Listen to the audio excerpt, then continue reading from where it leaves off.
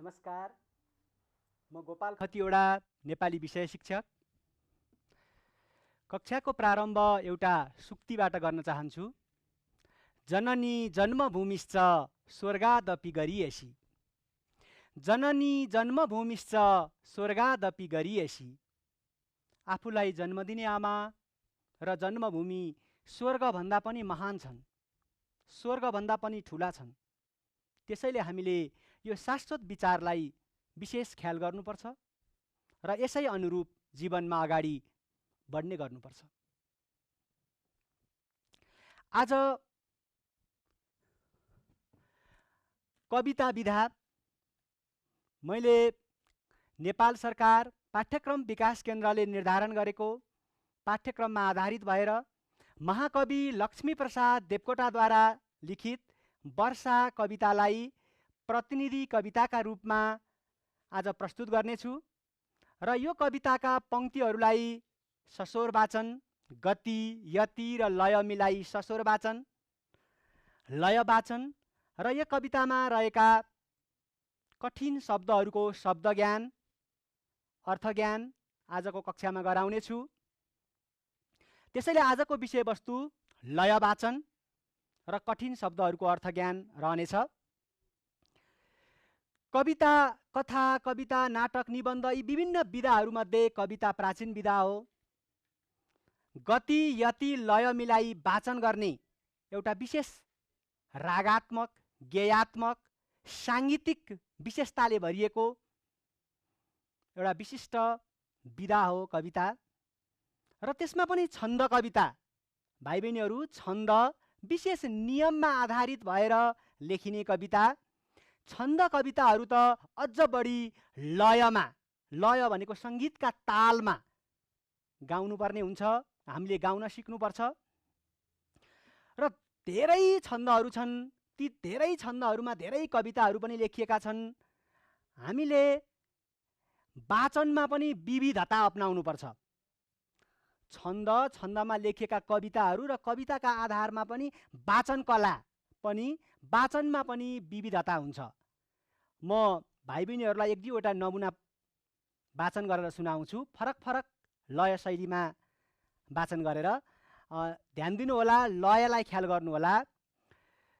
शिखरिणी छन्दमा लेखिएको कवि शिरोमणि लेखनाथ पौडेलको एउटा कविता पंक्ति सुरुमा, म खाऊँ मैलाऊँ सुख सयलवा मोज म गरूँ, म बाँचूँ मै नाचूँ अरू सब मरुन् दुर्बलहरू, भनी दारा धस्ने अबुझ सठदेखि छक परी, चिता खित्तिका छोडी अभयसित हाँस्यो मरी मरी।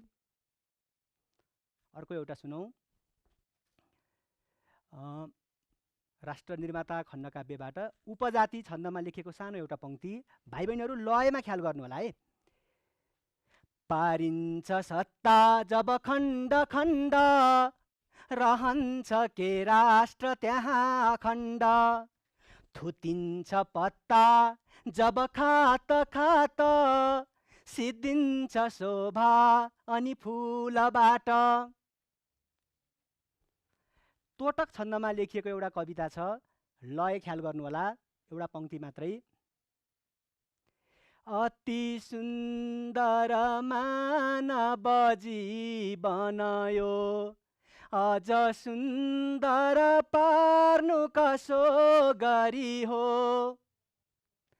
गरी काव्य सुधार सपान अरे, गर मानव जीवन सार्थक रे। शास्त्रीय छन्दमा लेखिएका कविताहरूको वाचन। एउटा हाम्रो लोकजीवनमा अत्यन्त लोकप्रिय झ्याउरे लयको एउटा सानो दुई पंक्ति। नेपाली हामी रहौँला कहाँ, नेपालै नरहे, उचाइ हाम्रो चुलिन्छ कहाँ, हिमालय नरहे। भाइ बहिनीहरू, यस्तै यस्तै विविध विविधतामा अथवा हामीले छन्द कविताहरू वाचन गर्दा पनि त्यो वाचनमा पनि विविधता अपनाउनुपर्छ। आज भने भाइ बहिनीहरूलाई म महाकवि लक्ष्मीप्रसाद देवकोटाद्वारा लिखित वर्षा कविता र त्यो वर्षा कविताका पंक्तिहरू भाइ बहिनीहरूलाई प्रस्तुत गर्दै यसैबाट म लय वाचन अभ्यास गराउनेछु र सँगसँगै त्यहाँ भएका कठिन शब्दहरूको अर्थ ज्ञान पनि गराउनेछु। त्यसैले आज हामी विशेष गरी लय वाचन, सस्वर वाचन, गति यति लय मिलाई कसरी सुन्दर तरिकाले कविता वाचन गर्न सकिन्छ, आज म यसैमा केन्द्रित भएर कक्षा अगाडि बढाउनेछु। यहाँ स्लाइडमा हेर्नुहोस् त भाइ बहिनीहरू, पहिलो कविता वर्षा कविताको म वाचन गर्छु, भाइ बहिनीहरू हेर्नुहोस् है त। यो कविता मन्दाक्रान्ता छन्दमा लेखिएको छ। भाइ बहिनीहरू धेरै छन्दहरू हुन्छन्, हामी पछि पछि कक्षाहरूमा छन्दमा कविता लेख्ने पनि त्यसलाई पनि हामी अभ्यास गर्छौँ। आज चाहिँ लय वाचनमा ध्यान दिउँ। यो मन्दाक्रान्ता छन्दमा लेखिएको कविता हो। 17 अक्षर हुन्छ यसमा। सुरुमा 4, 10 र 17 मा, सुरुमा 4 मा थोरै विश्राम, त्यसपछि 10 मा अनि 17 मा त्यसरी पढ्नुपर्छ। यो कविता पढ्दा खुट्टा काटिएको वर्णलाई चाहिँ त्यो आधा अक्षर चाहिँ यसमा सिङ्गो मानिँदैन, गन्दा मानिँदैन। हेरौँ है त। ऐन वर्षा हरर चढी वायु पंखी विमान, पाङ्रा घर शिखर गरजी थर्कियो आसमान, झिल्के झिल्का अचल मुख भो त्रासले नील गाढा, चुली नागिन प्रकृति कलिलिन देखिँदै दूर टाढा। यो पहिलो पंक्ति हो भाइ बहिनीहरू। अब सुरुमा हामीले 4 अक्षरमा रोकिने आइन वर्षा गर्दाखेरि त्यो नमा खुट्टा काटिएको छ। आई आदि अक्षरको चाहिँ गणना नियम, छन्दको नियमभित्र त त्यो पर्छ, तर उच्चारण गर्दा वर्षा 4 वटामा टक्क रोकियो, आइन वर्षा। त्यसपछि फेरि 10 मा अनि त्यसपछि फेरि अन्तिमसम्म यसरी वाचन गर्नुपर्छ भाइ बहिनीहरू। यो मन्दाक्रान्ता एकचोटि म सँगसँगै वाचन गर्नुहोस् है त। यो पंक्ति ऐन वर्षा हरर चढी वायु पंखी विमान, पाङ्रा घर शिखर गरजी थर्कियो आसमान, झिल्के झिल्का अचल मुख भो त्रासले नील गाढा, चुली नागिन प्रकृति कलिलिन देखिँदै दूर टाढा। अब यसमा यो पंक्तिमा भएका केही कठिन शब्दहरू हेरौँ। जस्तो सुरुमा त्यहाँ हामी हेर्न सक्छौँ पहिलो लाइनमा वायु पंखी,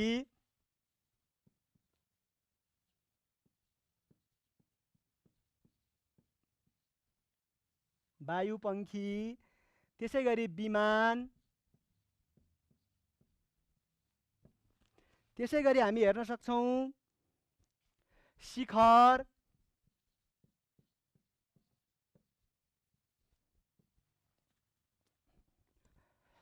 आसमान,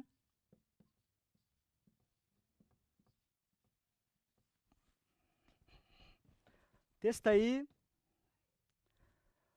अचल,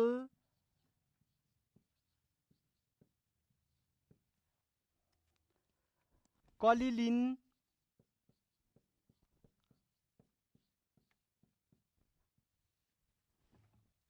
भाइ बहिनीहरू हामीले भर्खरै वाचन गरेको पंक्तिमा केही कठिन शब्दहरू छन्। म त्यसलाई भाइ बहिनीहरूलाई सजिलो हुने गरी बुझाउँछु। जस्तो वायु पंखी, वायु पंखी हावामा उड्न सक्ने पखेटा भएको वायु पंखी। वायु भनेको हावा, पंख भनेको पखेटा। वायु पंखी, वायु पंखी हावामा उड्न सक्ने पखेटा भएको। हामीले शब्दार्थ ज्ञान गर्दाखेरि सँगसँगै वाक्यमा प्रयोगलाई पनि जोड्यौँ भने अझ बढी अर्थ ज्ञान सजिलो हुन्छ। त्यसैले वायु पंखी, सत्ययुगमा देवताहरू वायु पंखी यानको प्रयोग गरेर यात्रा गर्ने गर्दथे। वायु पंखी भनेको हावामा उड्ने। पखेटा भएको वायुपङ्खी। त्यस्तै अर्को शब्द विमान, विमान यान, आकाशमा उड्न सक्ने। वर्तमान समयमा यात्रा गर्नको लागि विमान सबैभन्दा सजिलो माध्यम भएको छ, छोटो र सजिलो माध्यम भएको छ विमान। विमान चाहिँ शब्दको अर्थ यान। त्यस्तै अर्को शब्द छ शिखर, शिखर टाकुरो, चुचुरो, सबैभन्दा माथिल्लो भाग।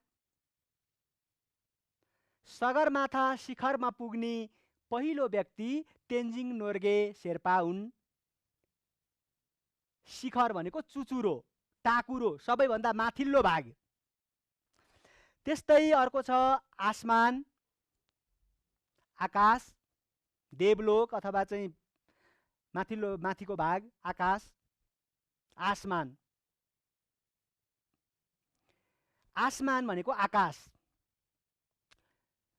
चराहरू आसमानलाई छुने गरी, आसमानको नजिक नजिक पुग्ने गरी आकाशमा उडिरहेका छन् हैन। यसरी चाहिँ आसमान भनेको चाहिँ आकाश, माथिल्लो भाग। त्यसै गरी अर्को शब्द छ अचल, अचल नचल्ने, स्थिर भएर रहने। अचल भनेको नचल्ने, स्थिर भएर रहने। जस्तो पहाडहरू अचल। हजारौं वर्षदेखि पहाडहरू अचल भएर सृष्टिको देखभाल गरिरहेका छन्। अचल, नहल्लिकन, जस्तो सुकै घाम पानीमा पनि त्यही टक्क चाहिँ रहिरहेका छन्। अचल भनेको नहल्लिने, नचल्ने। त्यसै गरी यही पंक्तिमा अर्को एउटा शब्द कलिलिन भनेको कलिली बनिन्। धेरै पानी परेको बेलामा, वर्षा भएको बेलामा बोट बिरुवाहरूमा त्यो पानीको थोपाहरू परेपछि त्यो नरम हुन्छ, कलिलो हुन्छ। त्यसैले प्रकृति चाहिँ कलिलिन, कलिली बनिन्। यो चाहिँ कविताको व्याख्या भावमा अझ बढी प्रष्ट हुन्छ। त्यसैले भाइ बहिनीहरू, हामी यसरी यो पहिलो पंक्तिमा रहेका कठिन शब्दहरूलाई हेर्न र बुझ्न सक्छौँ।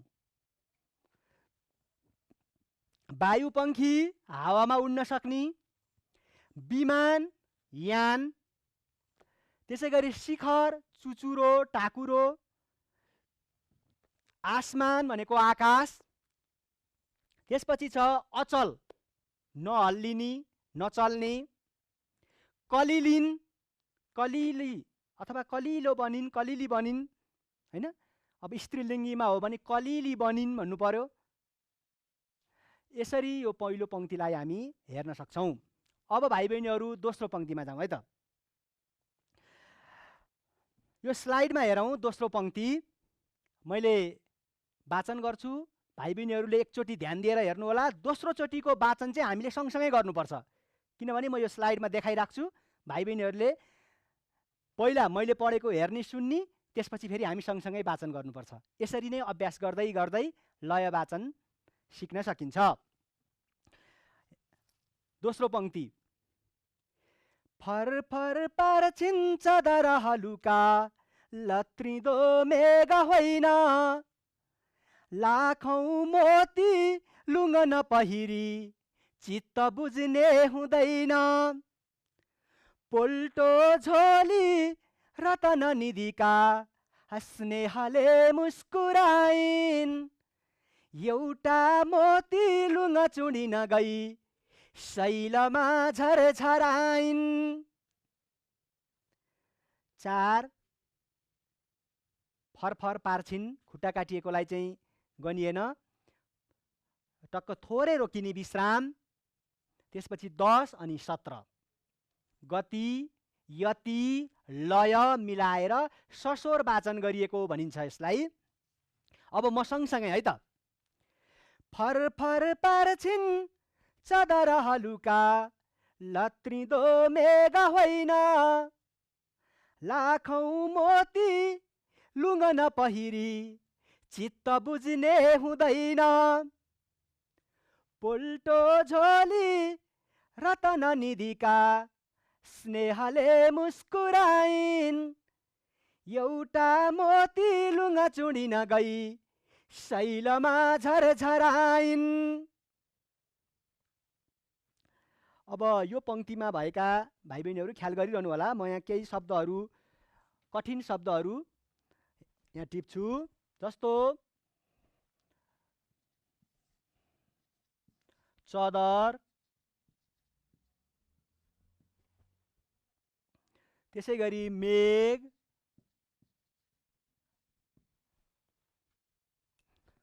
पोल्टो,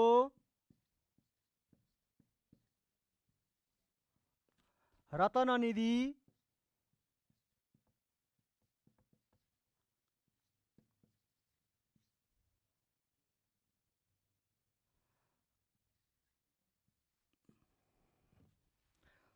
अनि शैल,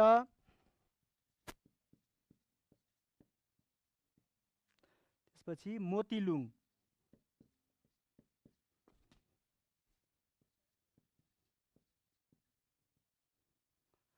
यी शब्दहरू चाहिँ दोस्रो श्लोकमा कठिन शब्दहरू रहेका छन्। चदर पछ्यौरा, मजेत्रो बर्को, ओढ्ने कुरा, झ्याप्प शरीर छोप्ने गरी ओढ्ने कुरा चाहिँ चदर। चदर भनेको पछ्यौरा।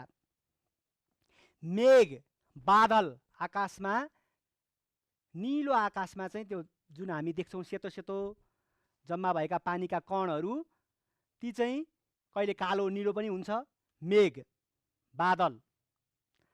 त्यसै गरी छ अर्को पोल्टो, पटुका, पटुकाको फेरो, पोल्टो। अब यसलाई चाहिँ वाक्यमा प्रयोग पनि सँगसँगै हेरौँ। जस्तो चदर पछ्यौरा, चदर भनेको पछ्यौरा, ओढ्ने कुरा। जाडो भएकाले दिदीले चदर ओढ्नु भएको छ, पछ्यौरा ओढ्नु भएको छ, मजेत्रो अथवा बर्को भन्ने अर्थमा। त्यसै गरी अब यसलाई चाहिँ अलिकति साहित्यिक वाक्य जस्तो बनाउनु पर्यो भने हिमालले सेतो चदर ओढेर बसेको छ। अलिक साहित्यिक किसिमको वाक्यहरू चाहिँ यस्ता किसिमका बनाउन सकिन्छ। हामीले शब्द ज्ञान गर्ने बेलामा त साधारण वाक्यहरू नै ठिक हुन्छ। त्यस्तै मेघ बादल, आज बिहानैदेखि आकाशमा मेघ गर्जिरहेको छ। पोल्टो पटुका, पटुकाको फेरो, कम्मरमा बाँधिने पटुका, विशेष गरी आमा दिदीहरूले कम्मरमा बान्नुहुन्छ। आफ्ना छोराछोरीलाई दिनका लागि आमाले पोल्टाभरि मकै राख्नु भएको छ, पोल्टो पोल्टा। त्यसै गरी रत्ननिधि, रत्ननिधि भनेको बहुमूल्य सम्पत्ति। शैल पहाड, अनि मोतीलुङ भनेको चाहिँ बहुमूल्य सेतो पदार्थ, जुन चाहिँ पोते जस्तै गरी विभिन्न रत्नहरू मिसाइएको सेतो रत्न मिसिएको पोतेलाई चाहिँ मोतीलुङ भनिन्छ। हामीले शब्दको ज्ञान भएपछि, अर्थ ज्ञान भएपछि कविता बुझ्न धेरै सजिलो हुन्छ भाइ बहिनीहरू। यसरी हामी यो 2 नम्बरको श्लोकका शब्दहरूको अर्थ बुझ्न सक्छौँ। अब अर्को 3 नम्बरको पंक्ति श्लोक हेरौँ। 4 हरफको एउटा पंक्ति हुन्छ कविताको। हामीले कविता पढ्दा त्यसरी बुझ्नुपर्छ। नम्बर 3 फेरि मैले वाचन गर्छु। आशंकाले भुर भुर गुँडै सम्झिँदा पंख नाना, जाओ बच्चाहरू न तरसुन् गर्जिँदा स्वर्ग छाना, लरबर गर्दा कुशल कमिला लौ गरे है हतार, त्यसै ओर्ली चिर चकरिँदो चिल होला बेर। अब फेरि भाइ बहिनीहरू सँगै है त। आशंकाले भुर भुर गुँडै सम्झिँदा पंख नाना, जाओ बच्चाहरू न तरसुन् गर्जिँदा स्वर्ग छाना, लरबर गर्दा कुशल कमिला लौ गरे है हतार, त्यसै ओर्ली चिरचकरिँदो चिल होला अबेर। जस्तो यो पंक्तिमा न तर्सुन् न डराउन्, त्यसै गरी स्वर्ग छाना भनेको आकाश। यस पंक्तिमा आएका केही कठिन शब्दहरू स्वर्ग छाना, आकाश, चिर भनेको लामो समय, चिरकाल भनेको लामो, चिर भनेको लामो समय, अनि चकरिँदो चिल भनेको चाहिँ आकाशमा माथि माथिसम्म गोलो बनाएर डुलिरहने पन्छी, पक्षी, संस्कृत चाहिँ तत्सम चाहिँ पक्षी, नेपालीमा पन्छी, गोलो गोलो बनाएर आकाशमा डुलिरहने चिल, चकरिँदो चिल। चिर भनेको लामो समय, चिरकाल पर्यन्त, लामो समयसम्म। स्वर्ग छाना भनेको आकाश। न तर्सुन् न डराउन्। कठिन शब्दहरू हामी यसरी अर्थ ज्ञान भएपछि सजिलो हुन्छ। अब अर्को पंक्ति हेरौँ, 4, 10, 17 पढ्दाखेरि, धुली खोला सलिल बरसी सान जस्तो अटुट, पाई प्राणी अमृत लहरी फस्टिने छन् अछुट, दौरामा छन् जलदि दुहिता साम्य कारुण्य भाव, फैली चाँडो मुख बनिको हुन्छ आनन्द लुट। 4, 10, 17 है भाइ बहिनीहरू, त्यसै अनुसार कोसिस गर्नु होला। धुली खोला सलिल बरसी सान जस्तो अटुट, पाई प्राणी अमृत लहरी फस्टिने छन् अछुट, दौरामा छन् जलदि दुहिता साम्य कारुण्य भाव, फैली चाँडो मुख बनिको हुन्छ आनन्द लुट। यसमा भएका केही कठिन शब्दहरू हेरौँ भाइ बहिनीहरू। सलिल भनेको पानी, सलिल, सलिल भनेको पानी। दौरामा भनेको दगुर्याइमा, दौडिँदा, पानी त खोलामा दौडिरहेको हुन्छ, दगुर्याइमा भनेको दौडने क्रममा। जलदि दुहिता भनेको समुद्रकी छोरी। काव्यमा के हुन्छ भने भाइ बहिनीहरू, प्रकृतिलाई पनि मानवीकरण गरिन्छ, मानिसको पनि प्रकृतिकरण गरिन्छ। यहाँ चाहिँ जलदि दुहिता समुद्रकी छोरी, यो चाहिँ के गरियो त, प्रकृतिको मानवीकरण गरियो। वर्षालाई चाहिँ समुद्रकी छोरीको रूपमा मान्छे जस्तै बनाइयो। त्यसैले जलदि दुहिता भनियो भने समुद्रकी छोरी। साम्य भनेको समानताको भाव, सबैलाई बराबरी हुनुपर्छ भन्ने भाव, साम्य, समानताको भाव। कारुण्य भाव भनेको करुणाको भावना, दयाको भावना। साम्य, सबैलाई बराबरी किसिमको दयाको भावना। अनि अवनीको भनेको पृथ्वीको, अवनी भनेको पृथ्वी। सलिल भनेको जल, जलदि दुहिता भनेको समुद्रकी छोरी। अब अर्को पंक्ति हेरौँ। लय वाचनमा मैले अझ बढी विशेष जोड दिइरहेको छु।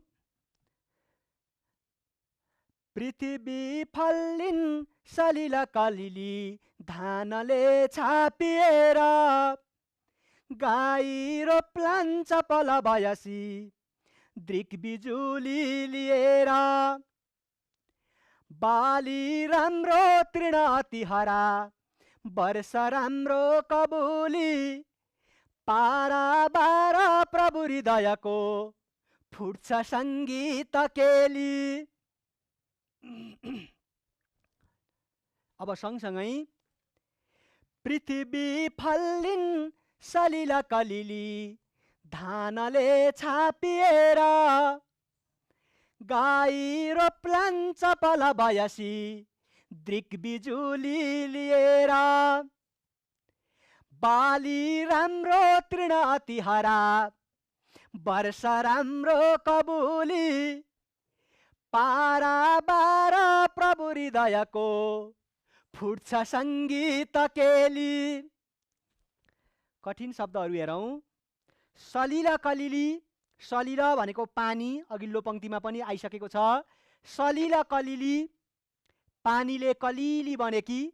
जब पानी पर्छ अनि त्यो रुख पातहरू सबै नरम कलिलो, भर्खरको बच्चाको चाहिँ यसो हातमा छुँदा नरम भए जस्तो। सलिल कलिली, पानीले कलिली बनेकी।